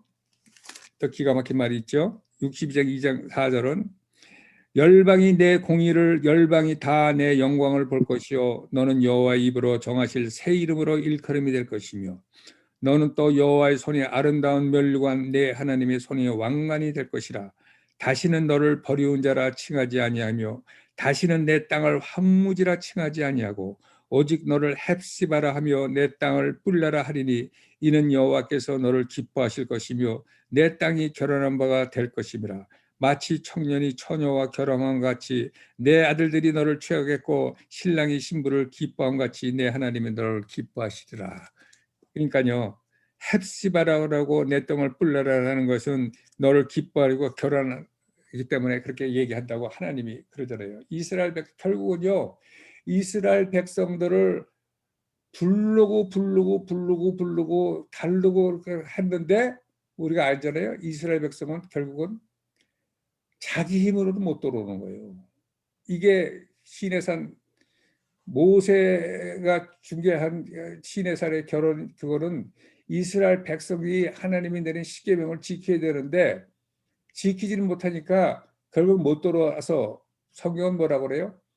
율법은 몽학 선생으로 예수를 가르치기 위해서 율법을 줬다고 얘기했는데 결국은 그 율법을 통해서 예수를 등장시키기 위해서 하나님이 주셨는데 이스라엘 백성들이 자기네들이 지킬 수 있다고 얘기를 하는 거 아니겠어요? 그러니까 그게 안 되는 거예요. 그러니까 뭐라고 그래요? 하나님은 뭐라고 그래요? 새 언약을 줌으로써 그들에게 새 언약을 줌으로써 새 언약이 이게 뭐죠? 성령이 우리 안에 예수가 돌아가심으로써 성령이 우리한테 와서 그 법을 성령의 힘으로 지킬 수 있게 우리 힘이 아니라 하나님이 지킬 수 있게 하는 것이 뉴 커뮤니티 아닙니까? 그래서 사실은요. 신약은 이스라엘 백성한테 하나님이 주신 거예요. 왜냐하면 그 시내산 그 결혼 언약이 도저히 안 되니까 이렇게 해서 니를 지키게 해줬다고 해서 예수를 보내서 예수를 죽임으로써 신약을 에레미야 31장에 얘기한 것처럼 이사야서 36장에서 얘기한 것처럼 새 언약을 주리니 미리 얘기한 대로 새 언약을 줬는데 이스라엘 백성들이 예수를 믿어야 안 믿어요. 새 언약을 안 믿죠. 예수를 안 믿으니까. 그래서 그게 우리 이방인한테 온 거죠. 그래서 아직도 예수를 안 믿고 방황하는 그 이스라엘 백성들에게 예수님이 십자가에 못 박혀 들어가시기 전에 뭐라고 그래요? 마태복음 23장 37절 한번 보시죠. 이건 예수님이 십자가에 돌아가시기 전에 이스라엘 백성들을 보고 내가 신약으로 와서 너희들로 결혼식을 완전히 하나님과 할 수 있게끔 지킬 수 있게 왔는데 너희들이 나를 안 받는구나 하면서 말씀하시는 장면이 이 마태복음 23장 37절인데요. 예수님이 이렇게 얘기합니다. 마태복음 23장 37절. 예루살렘아 예루살렘아 선지자들을 죽이고 내게 파송된 자들을 돌로 치는 자요. 암탉이 그 새끼를 날개 아래 모음같이 내가 내 자녀를 모으려 한 일이 몇 번이냐. 그러나 너희가 원치 아니하였도다. 예루살렘아 예루살렘아 선지자들을 죽이고 내게 파송된 자들을 돌로 치는 자요. 그렇게 하나님이 선지자를 보내면서 하나님의 아들까지 보내면서 결혼 계약을 이루려고 했는데 암탉이 그 새끼를 날개 아래 모음같이 하나님이 내가 내 자녀를 모으려고 했는데 너희들이 원치를 않는구나. 그러면서 십자가를 지러 가시면서 너희들이 나를 볼 날이 있는데 바로 밑에 39절에 내가 너희에게 이르노니 38절에 보라 너희 집이 황폐하여 버린 바 되리라. 그러더니 39절에 내가 너희에게 이르노니 이제부터 너희는 찬송하리로다 주의 이름으로 오시는 이여 할 때까지 나를 보지 못하리라 하시니라. 그래서 이스라엘 백성들이 결국은 예수님을 다시 환영하는 날이 있을 것이라고 그때 예수님이 오신다고 이렇게 얘기를 했습니다. 자, 그래서 성경은요, 이 특히 구약은 선지자를 통해서 하나님의 그 엄청난 피 끓는 그 딴척하는 그 와이프를 돌리기 위한 하나님의 절규를 들으면 됩니다. 결국은요, 성경은 여기 써 있어요. 나는 너희들이 하나님이 되고 너는 나의 백성이 되려는 게 완전히 구약과 신약을 관통하는, 결국 이게 나는 너의 하나님이 신랑이 되고 너희는 나의 신부가 되리라는 얘기가 똑같은 얘기예요. 이게 전부 아브라함의 언약도 있고 출애굽기도 있고 제사장의 그것도 있고 그다음에 성전의 구약의 중심이고 이스라엘가 디보스할 때 얘기고 그다음에 이스라엘을 이렇게 이방인이 이렇게 시기나게 하는 거기도 있고 그다음에 새 언약의 이센스도 거기 있고 그다음에 결국은 마지막 때 3년 반의 그 트리블레이션도 그거고 그다음에 레저렉션을 할 때도 그러고 그다음에 이스라엘의 회복도 그렇고 교회의 가장 에센스도 그렇고 전 바이블 스토리가요. 맨 끝에 He will dwell with them.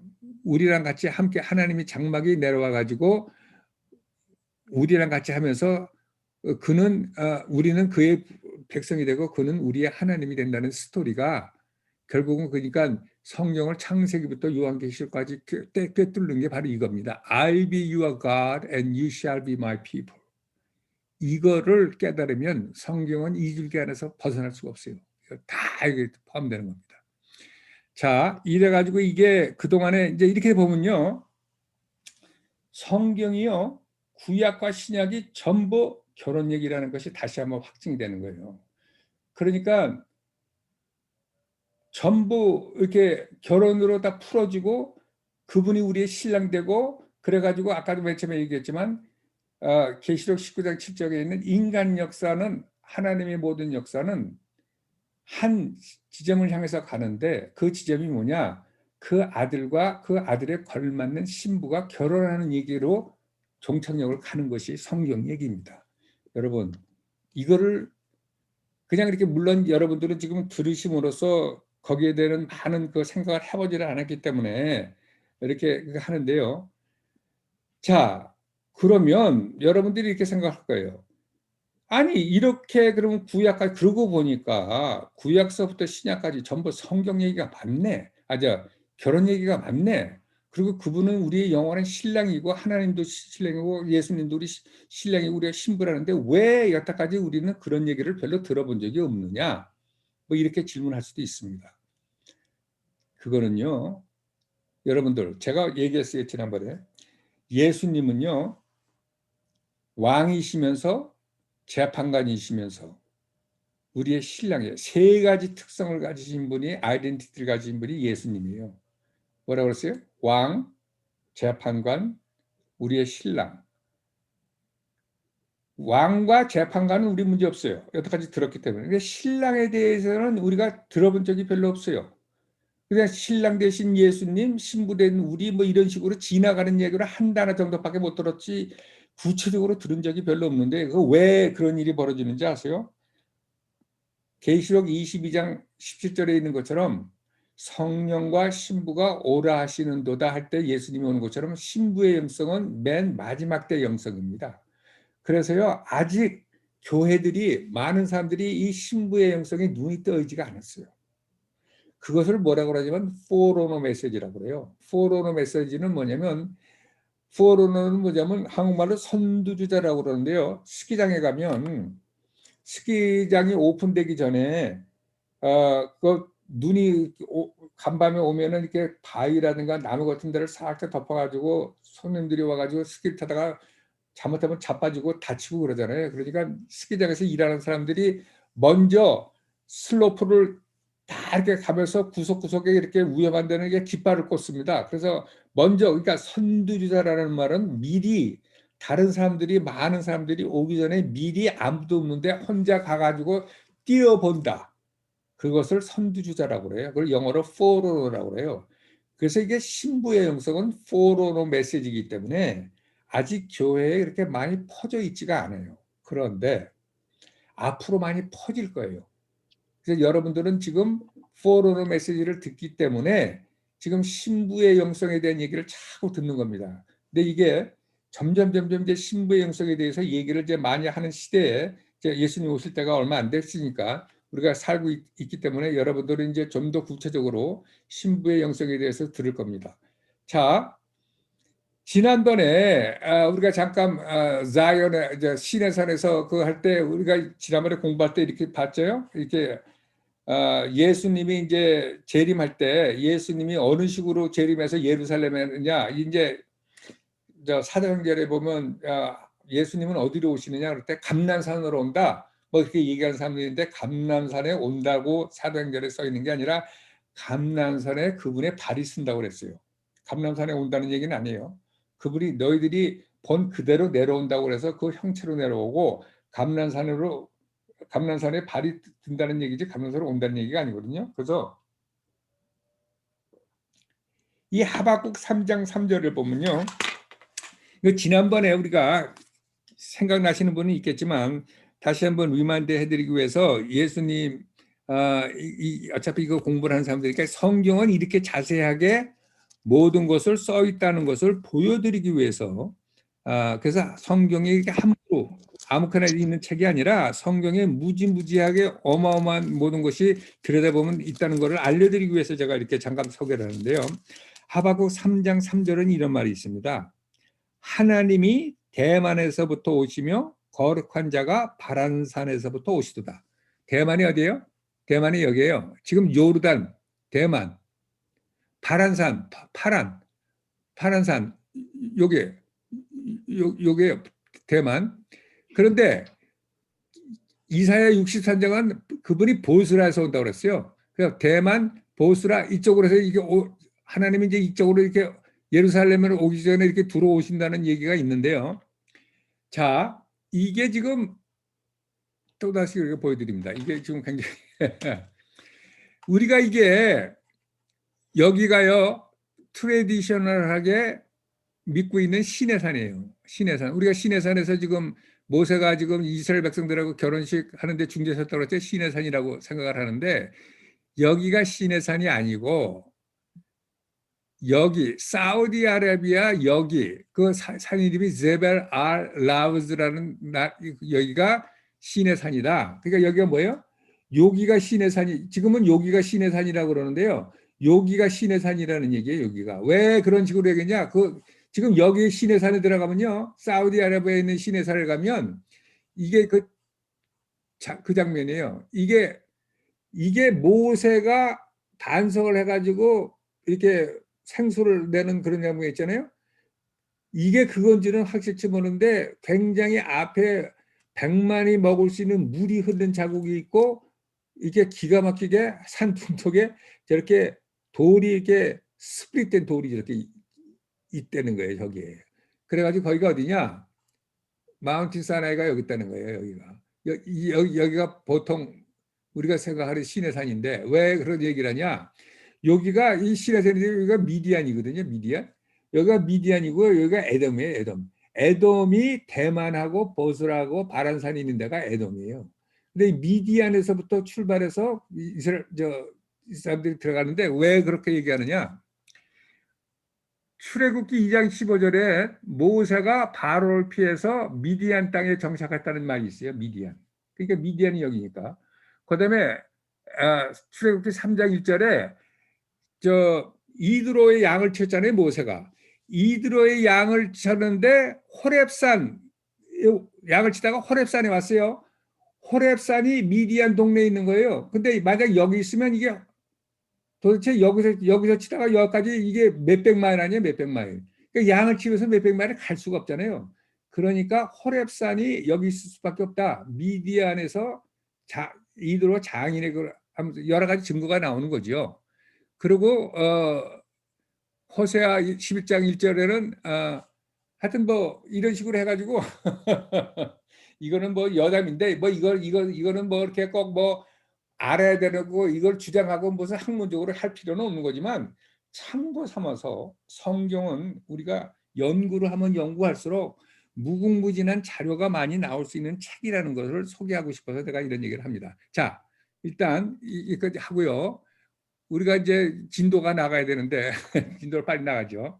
지난주에 그래가지고 8가지 그 버추를 해가지고 우리가 체리스트 신부를 소중히 여기는 하나님이 너무 칭찬을 하는데 이 여인은 생각을 모르지만 아직 산에 가지는 않고 산에 가겠다고 얘기만 한 거예요. 그랬더니 거기에 놀래가지고 하나님이 너는 목이 헤어가 그렇고 이가 그렇고 입술이 그렇고 네 이런 식으로 8가지 신체를 구조를 하면서 너무너무 멋있다고 하는 것을 칭찬을 하는 것을 우리가 듣고 끝났는데요. 오늘 얘기는 그 얘기를 듣고 이 여인이 뭐라 그러냐면 날이 기울고 그림자가 갈 때에 내가 모략산과 유황의 작은 산으로 가리라 이런 얘기를 해요. 그러니까 3장에서 날이 기울고 그림자가 갈 때까지 당신 혼자 가세요. 그렇게 얘기했던 여인이 이제는 자기가 산으로 간다고 얘기를 하는 거예요. 왜냐하면 내가 산으로 가지 못하고 마을로 간 것만 가지고 예수님이 너무 이쁘다고 하는 그 권면의 말에 그렇게 그 칭찬의 말에 이 여인이 감격을 해가지고 내가 산으로 가겠습니다 하고 이제 고백하는 그 장면이죠. 그러니까 날이 기울고 그림자가 기울고 아직 날이 기울고 그림자가 있어서 아직도 자기 마음에 어둠이 있고 그림자가 있어요. 없어진 게 아니에요. 그래도 나는 모략산과 유황의 작은 산으로 가리라. 모략산이라는 건 뭐예요? 모략은 이 모략 향기, 이 모략이라는 것은 그 예수님이 돌아가셨을 때 시체에다 받은 향료 있잖아요. 그래서 모략이라는 것은 우리가 죽음을 상징하는 거정인데 모략산이라는 것은 십자가, 예수님의 십자가도 얘기하고 그 첫 번째는 예수님의 십자가를 얘기할 수 있고요. 두 번째는 내가 죽을 십자가도 얘기합니다. 내가 내 자신을 죽는다는 얘기죠. 이게 모략산이라는 것은 완전히 내가 죽는 산이에요. 그런데 거기만 가는 게 아니라 유황의 작은 산으로 가리라. 유황의 작은 산은 뭐냐? 유황의 작은 산은 영어로는 뭐냐면은 frankincense라고 그래가지고 이게 intercession, 그러니까 이게 prayer life, 그러니까 지금 보통 자기가 하나님과의 교제 가운데서 이렇게 향료를 올려드리는 우리의 기도 생활, 기도 생활을 하는데 그 기도 생활이 작은 산이에요. 이게 무슨 얘기냐? 모략의 산보다는 내가 기도하는 게 작은 산처럼 조금하다 이거죠. 산보다는 이 뭐예요? 작은 산으로 가잖아요. 모략산보다 작은 산. 그러니까 이게 모략산을 한꺼번에 갈 수 있는 것이 아니라 유황의 작은 산을 쌓아야 모략산으로 올라갈 수 있기 때문에 이 여인은 내가 유황의 작은 산으로 연습을 하면서 내가 모략산으로 가겠습니다 하고 얘기를 하는 거예요. 자, 이때 이 여인은 지금 중대 결심을 하는 겁니다. 내가 여태까지 그늘에 앉아가지고 사과를 먹으면서 나를 즐겁게 하고 나를 행복하게 하는 예수님, 나만 사랑하는 예수님을 찾았다가 예수님이 나랑 같이 일어나서 걷자 하는 거기에 나도 동역을 하겠다고 이 여인이 결심을 하는 거예요. 그래가지고 나의 삶이 이제부터는 예전의 삶으로 돌아갈 수가 없고 나도 이제 예수님의 동행해서 높은 산으로 가자고 해도 조금 아까까지만 해도 3장에 맞점까지 가도 높은 산은 나 무서워서 못 가요 그랬는데 난 높은 산까지도 가겠다고 이 여인이 결정을 하는 거죠. 그러면서 I will go my way 그럽니다. 그러면서 모략의 산으로 간다는데 I will go my way. My way는 우리가 예수님을 따라서 모략의 산으로 가는 방법이요. 누가 모략의 산으로 갔다고 해서 그것을 카피해서 따라가는 것이 아니라 우리의 성격과 우리의 믿음과 우리의 상황과 우리의 모든 것에 따라서 모든 것이 다 틀립니다. 그러니까 everybody has his own way. 이 여인도 I will go my way. 그러니까 우리가 믿음 좋은 사람들을 따라서 그 사람처럼 흉내낼 필요가 없다는 거죠. 모든 것이 카스텀 메이드니까. 자, 그래서 내가 조그만 산에서 매일매일 기도하면서 결국은 내가 십자가를 지는 모략산까지, 그래가지고 또 내가 나를 죽는 장소인 모략산까지 가겠다고 이제 이 여인이 얘기를 하니까 예수님이 뭐라 그래요? 나의 사랑, 너는 순전히 어여뻐서 아무 흠이 없구나. 아무 흠이. 그러니까 예수님이 너무 또 감격을 하는 거죠. 산으로 가겠다고 그러니까. 순전히, 그러니까 이 여인은 아직 산을 간 건 아니야, 간다고 결정만 한 거예요. 그런데 순전히 어여뻐서 아무 흠이, you don't have any spot in you. 그러면서 하는데, 그러니까요, 지금 무슨 얘기냐면 이 여인은 아직 산에 가서 하나님과 동역하는 게 아니라 산으로 가겠다고 얘기만 했는데도 예수님은 완전히 산에 간 것처럼 취급해 주는 거예요. 왜냐하면 그분은 우리가 모든 것을 그러니까 뭐라 그럴까, 모든 것을 이루고 모든 것을 했었을 때 우리를 받아주고 우리를 칭찬하는 게 아니라 우리가 하겠다는 씨앗을 뿌렸을 때 한 것처럼 우리를 인정해 주시는 하나님이기 때문에, 우리의 마음을 보시는 하나님이기 때문에 그분은 그렇게 얘기를 한단 말이죠. 인간들은 그렇게 할 수가 없죠. 인간들은 그래서 했어 안 했어 결과를 따지는데 하나님은 결과가 아니라 마음 상태를 따진다 이거죠. 나의 신부야, 너는 레바논에서부터 나와 함께하고 레바논에서부터 나와 함께 가자. 아마다와 스넬과 헤르만 꼭대기에서 사자굴과 표범산에서 내려다보아라. 그러니까 예수님이 산에 오라니까 그 산이 어디냐면 이스라엘 북쪽에 있는 아주 가장 높은 고원에 있는 산인데 그 산에는 뭐냐면 사자와 표범이 있는 산이에요. 사자와 표범이 있는 산이는 무슨 뜻을 얘기하는 거냐? 사자와 표범은 이렇게 잡아먹는 짐승들 있잖아요. 그러니까 영적 싸움이 아주 심한 데를 얘기하는 건데, 지금 예수님은 이 여인이 예수님과 함께 굉장히 높은 데서 예수님이 바라보는 지점에서 이 세상을 바라보고 영적 전쟁의 상태를 바라보기를 원하는 게 무엇이냐면, 우리가 아까 결혼 얘기를 했어요. 그러고 나서 우리가 성경에는 계속 우리가 예수님과 함께 같은 보좌에 앉아서 다스린다고 얘기했어요. 그런데 그분과 같은 보좌에서 다스리려면 우리가 그분이 보는 눈으로 볼 수 있고 우리가 그분과 똑같이 쓰려지만 그분이 갖고 있는 많은 것을 우리가 포용하고 알고 있어야 그분과 같이 걸맞는 파트너가 될 수가 있지 않겠어요? 우리가 맨날 앉아서 베이비같이 앉아가지고 어린애같이 젖이나 빨고 앉았다가 어떻게 그분 옆에 앉아서 세상을 다스립니까?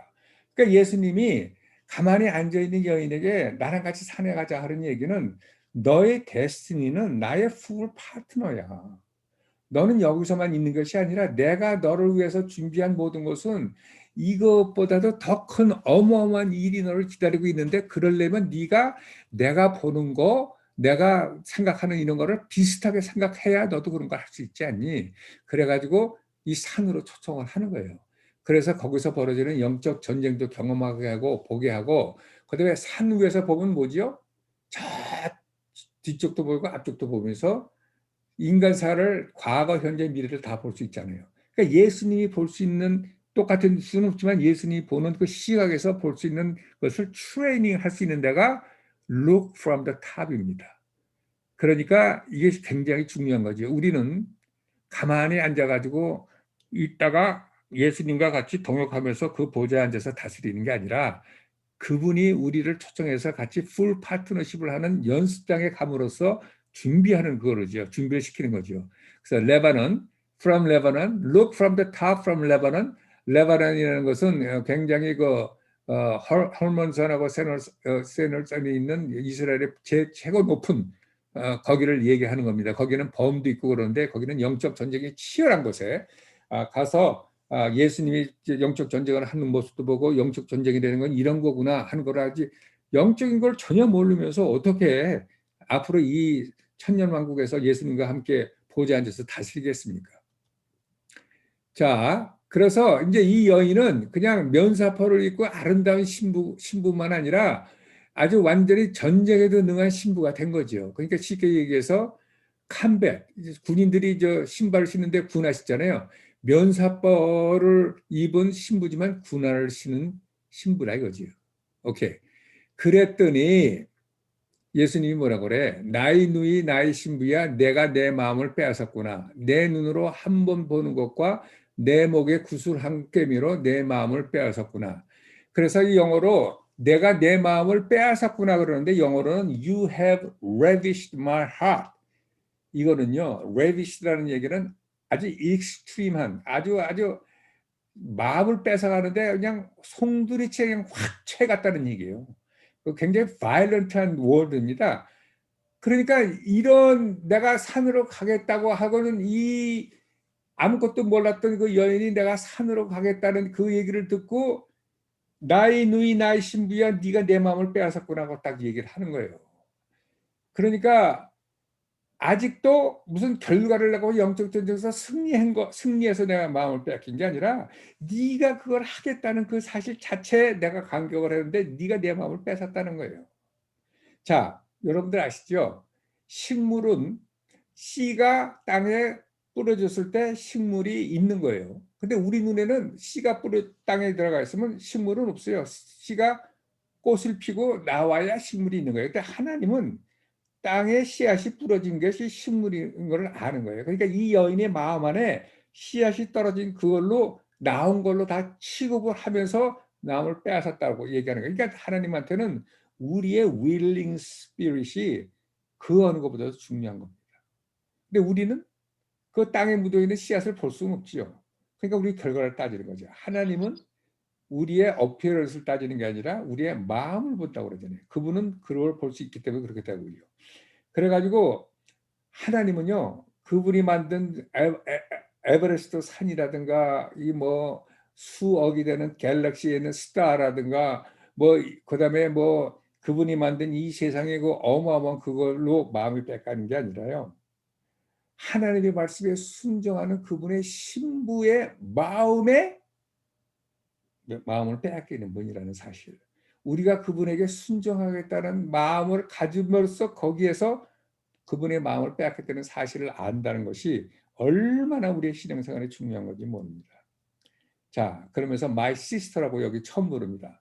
my sister는 그분이 우리 human nature를 하나님도 가졌다는 얘기고 우리랑 같은 휴먼으로 풀 파트너십을 한다는 얘기인데, 우리 여기 중에서 내 목에 구슬 한 깸이로, 그러니까 구슬 한 깸이라고 하는데 one length of a necklace, 목을 우리의 의지를 얘기한다고 그랬어요.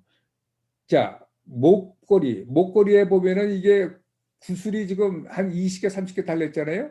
근데 그 중에 하나, 그 내가 순종하겠다는 한 디보션, 그것 때문에 내 마음을 뺏겠다는 거예요.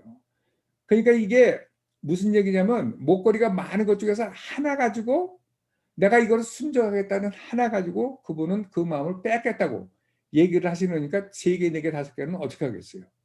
그러니까 그분은 거기에, 그러니까 우리가 뭐라 그래요? 그분은 어떤 분이냐? 내 이름을 냉수 한 잔 주는 것을 내가 결단코 잊어버리지 않는다는, 우리가 보기에는 아무것도 아니고 별것도 아닌 건데 그분은 그걸 소중하게 보시는 거예요. 그리고 우리가 많은 넥클래스 중에 하나 가지고 뭘 그렇게 놀라시라 그러는데 그분은 그게 그렇게 귀한 거예요. 자, 그러면서 뭐라 그래요? 나의 누이 나의 신부야, 내 사랑이 어찌 그리 아름다운지, 내 사랑은 포도주에 진하고 내 기름의 향기는 각양 향품보다 승하구나. 자, 우리가 아가서 공부를 하면서 1장 2절에 이 여인이 뭐라 그래요?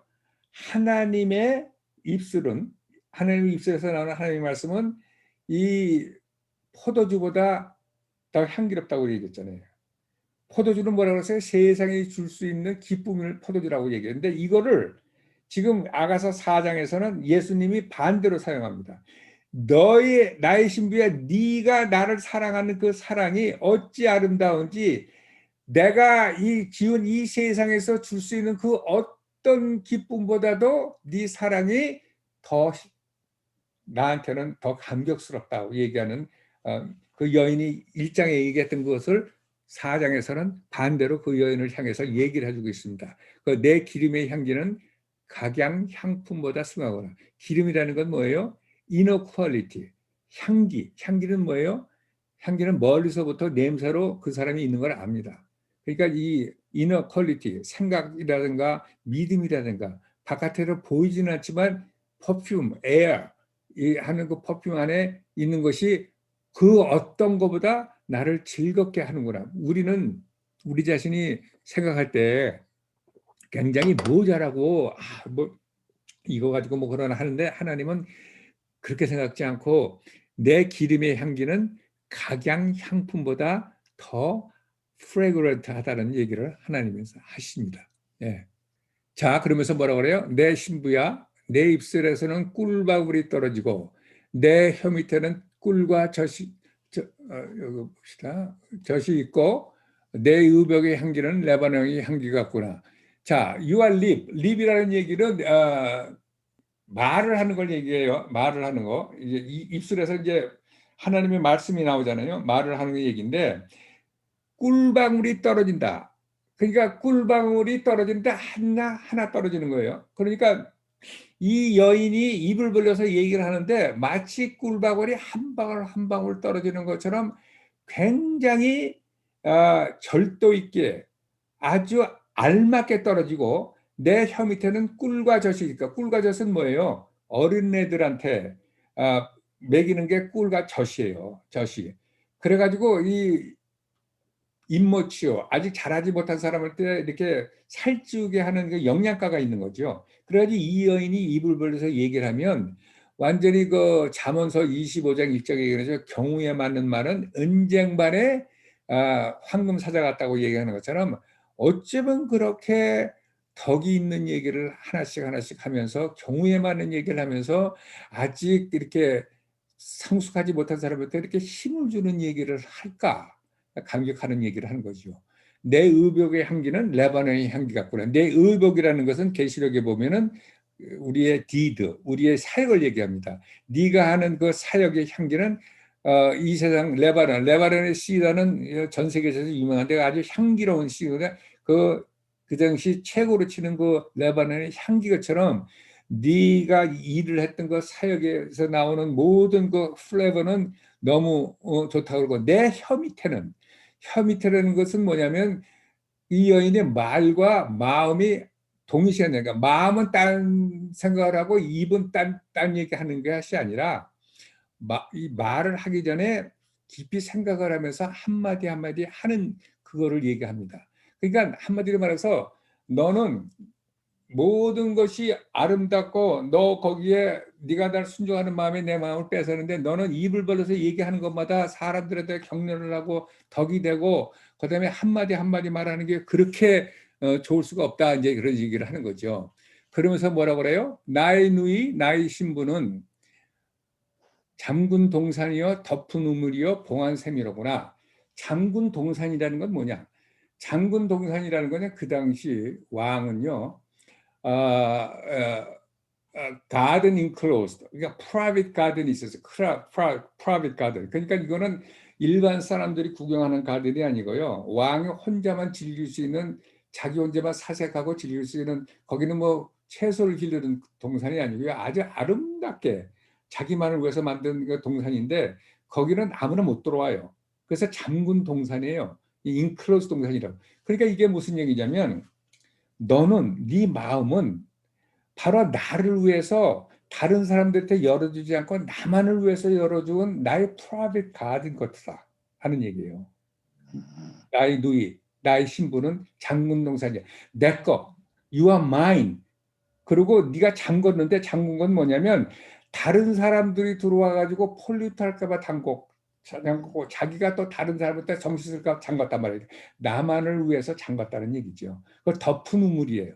우물을 덮지 않으면 바깥에서 뭐 별거 다 들어가면 짐승도 들어오고 다 들어와요. 그러니까 아주 덮은 우물에서 잠근 동산을 키우니까 아주 물이 아주 항상 싱싱하고 청소가 되고 새가지고 봉한 샘이로구나. 마찬가지죠. 파운틴도 이게 짐승이 와서 먹으면 안 되고 다른 사람들 와서 먹으면 안 되니까 나만을 위해서 봉하고 덮고 잠근 동산 같다. 너의 마음과 너의 모든 행동은 하나님이 이 여인을 보고 극구 칭찬하는 거죠. 너는 어쩌면 그렇게 모든 디보션이 모든 것이 나만을 위해서 하냐? 그러면서 하나님이 이렇게 얘기를 하는 거죠. 자, 그러면서 내게서 나는 것은 석류나무와 각종 아름다운 과수와 고베라와 나도초와 나도와 번영화와 창포와 개수와 각종 유황목과 모략과 침향과 모든 귀한 향품이요.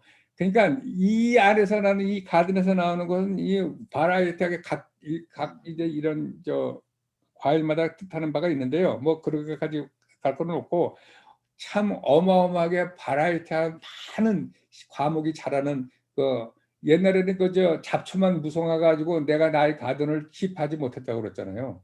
나의 저 어머니의 다른 아들들이 그랬다고 했는데 지금 이 여인의 가든에는 지금 각종 과일과 각종 아름다운 그 향이 나는 것이 잔뜩 펴 있습니다. 자, 그다음에 뭐라고 그래요?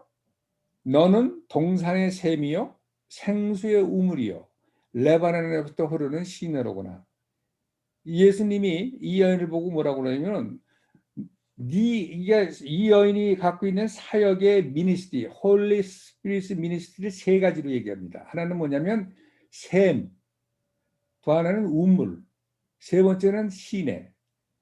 여기서 이 여인이 이 충당을 해가지고 이 가든이 이렇게 번성하는 건데 샘이라는 건 뭐냐면요.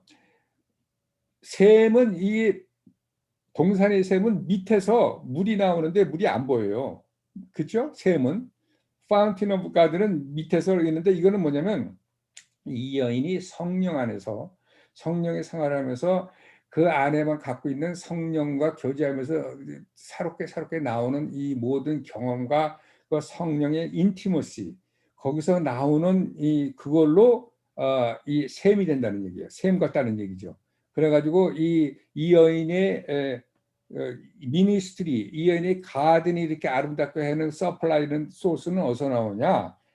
이 여인 안에는 예수님, 이 여인 안에는 성령의 교제 가운데 나오는 것이 그 중에 하나고요. 그게 동산의 샘이고요. 근데 두 번째는 생수의 우물이요. 우물은 뭐예요? 우물은 이렇게 오래 고여 있는 물입니다. 우물을 푸잖아요. 우물은 계속 고여 있잖아요. 그건 뭐냐면 past history, 하나님과 관계 속에서 시간을 두고 그분의 역사와 그거에서 나오는 그 많은 그 인티머시와 그 간증과 그 히스토리에서 길러내는 셈입니다. 이 여인은 그게 우물이고요. 세 번째, 레번에서 나오는 뭐라 그랬나 이거? 레번에서 나오는 뭐냐 이거죠. 레번에서 나오는 그저 흐르는 물이라고 그랬잖아요. 흐르는 물은 뭐냐면 이거 봐라. 이렇게 시내로구나. 레번에 흐르는 시내로구나 하는데 시내는 뭐예요? 시내는 바깥으로 흐르는 거예요. 바깥으로. 그리고 시내는 바깥에서 들어왔다 바깥으로 들어와요. 그러니까 시내는 넘쳐 흘러가지고 다른 사람들이 얼마든지 가져갈 수 있는 그거예요. 그래서 바깥으로 소울스가 넘쳐가지고 흐르는 거예요. 바깥에서 들어오고 높은 데서 내려와가지고 흘러가서 다른 데로 내려가서 다른 사람들도 다 그것을 할 수 있는. 그래서 이 여인의 미니스트리의 세 가지 홀리 스피릿에 들어올 수 있는 영적 근원은 뭐냐면 샘과 우물과 흐르는 물이라고 예수님이 얘기를 하고 있습니다. 자, 그랬더니 그 칭찬을 받은 여인이 뭐라 그래요? 북풍아 일어나라, 남풍아 오라.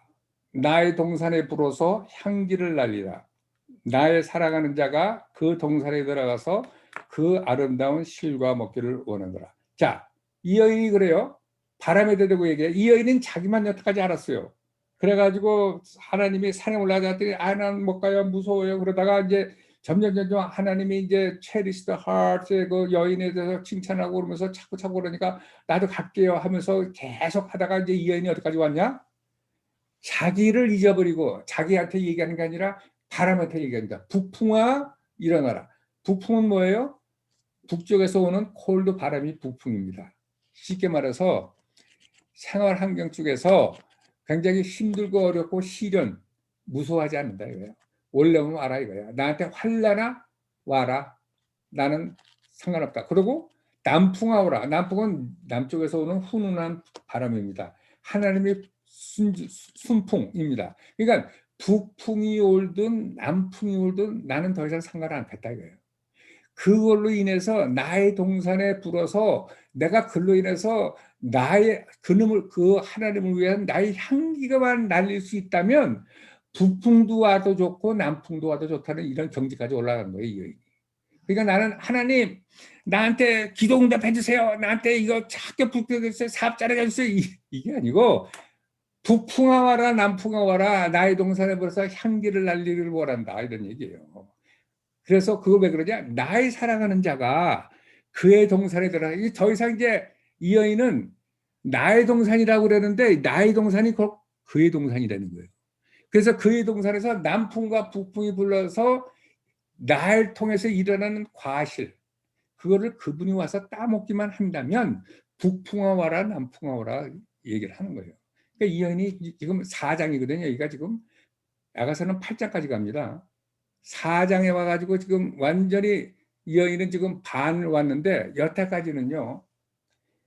예수님 안에서 이 여인은 찾기만 했어요. 예수님은 나를 위한 예수님.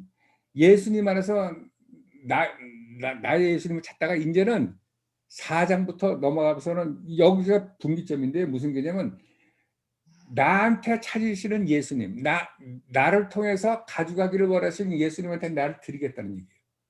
그러니까 아가서 8장은요. 믿음의 여정을 얘기한다고 그랬잖아요. 4장이 딱 중간입니다. 4장 16절이 딱 중간인데요. 이제 5장, 6장, 7장, 8장은 이제 예수님의 인헤리턴스로서의 이 여인이 장성하는 것. 여태까지는 예수님이 이 여인을 통해서 이 여인이 예수님을 통해서 얻는 것만 주로 했는데 이제는 예수님이 이 여인을 통해서 얻는 거를 얘기하는 게 이제 5장, 6장, 7장, 8장 가는 겁니다. 그러니까 우리의 믿음의 여정이요. 어린애에서부터 장성한 분량까지 가는데 이렇게 1장부터 8장까지 가는 과정을 그린 것이 아가서입니다. 우리가 이걸 공부하면서 지금 나의 믿음의 여정은 어디 있는지, 나의 기도 소리야, 나의 기도 내용은 무슨 기도를 하는지 이걸 보면요. 내가 지금 몇 장에 와 있구나 이거를 알 수가 있습니다. 자, 우리가 시간이 거의 다 돼서 오늘은 여기까지 하겠습니다.